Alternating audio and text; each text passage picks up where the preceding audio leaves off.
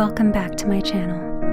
Today I wanted to share my experience with imposter syndrome and how I overcame it. This is by no means a cure-all, but I hope that by sharing my story and what worked for me, it can help you to uncover what is behind your own experience with imposter syndrome and how to free yourself from it.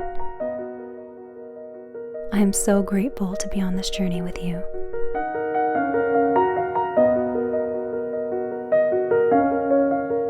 I have been creating for as long as I can remember. I eventually even earned a degree in music. I worked at a few recording studios as a music producer and a mix engineer, which I loved. It felt like my truest calling. I had incredible mentors, widely successful in their fields, passing on so much knowledge of their craft in the industry, and they saw me as so worthy.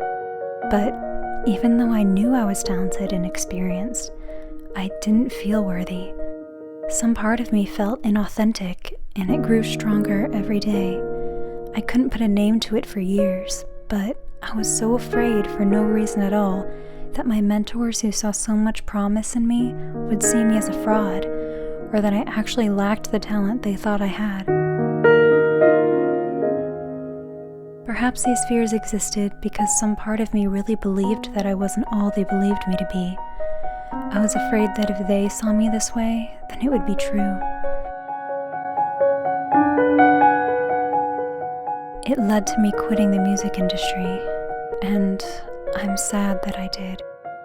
But as I look back, it was meant to be because it guided me towards this path of being an artist, another expression of my ever-flowing creativity, and I'm thankful.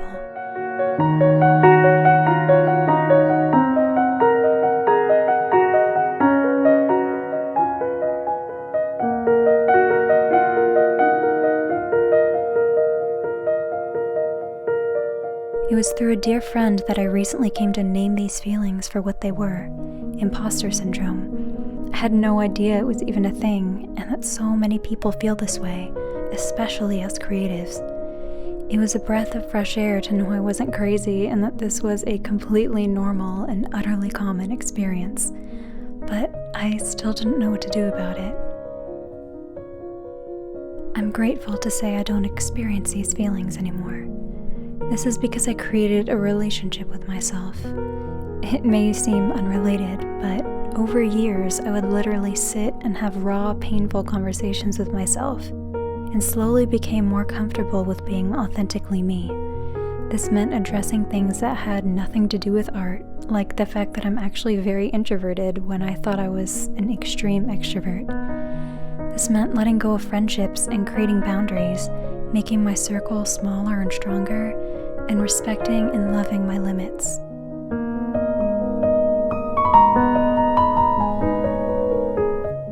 That was the hardest part, respecting my limits. When I found them, I felt weak, as though I could no longer do all the things that I wanted to do. But over time, I realized that my limits aren't holding me back. They are my path to authenticity and freedom within myself.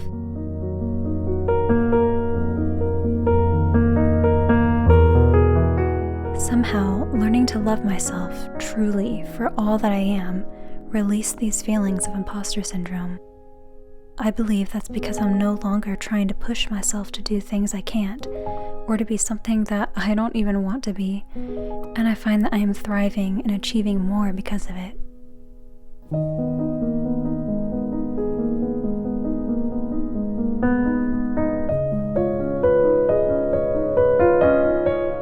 And it's important to note that these uncomfortable feelings aren't necessarily a sign of low confidence.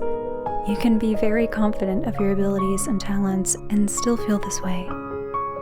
Encountering imposter syndrome is a sign that in some way what you're producing isn't true to you, whether it's your message, your style, or even why you're doing it, and your own answers will be unique to you.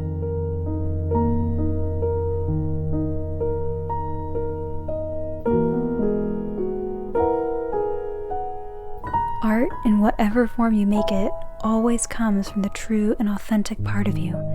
That's why it's such a vulnerable and scary thing.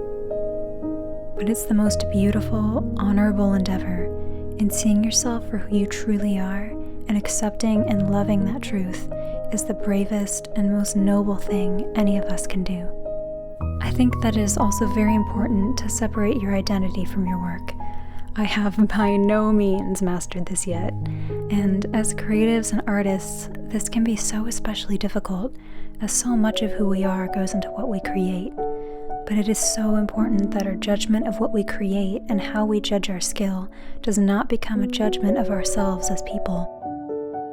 There will be days when you create things that you think are amazing reflections of who you are, and there will be days when you create things that you think are horrible, like you've lost your skill and are stuck in a place of blockage. But that doesn't mean you're a failure in any way or that you've lost your worth. It means you need to step back for a little while and not force it. That really is the secret to everything in life. Don't force anything. Art and life are the same. They are not a carved path. They are an unfolding.